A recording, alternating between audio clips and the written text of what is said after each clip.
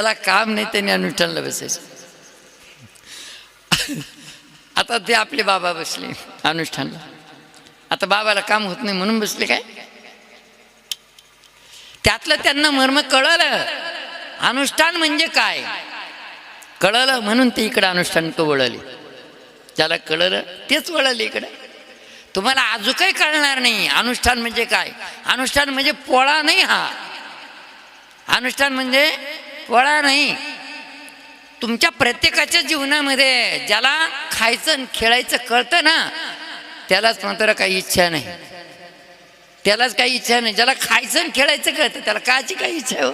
कर्ज मिटू नाही तर नाही मिटू, घर होऊ नाही तर ना होऊ, रस्त्यावर का बसणं होईना, काय के नाही त्याला. पण ज्यांना कळतं ना यश आरोग्य आणि शांती आणि जीवनभर धडपड चालू आहे ना आपली आली, त्याच्याकरता त्याच्यामध्ये तुम्हाला अपयश येतं ना, त्याच्याकरता तुम्ही अनुष्ठान करा, यश येईल तुम्हाला. ह्या गोष्टी प्रत्येक वेळेस कधी कधी हार प्रकारच्या परेशानी मात्र तुम्ही सहन करतात, हार परीक्षेच्या परेशानीला मात्र तोंड देतात ना, त्यावेळेस सहज मात्र कधी कधी आम्हाला विचारतात तुम्ही माझ्या नशिबात काय,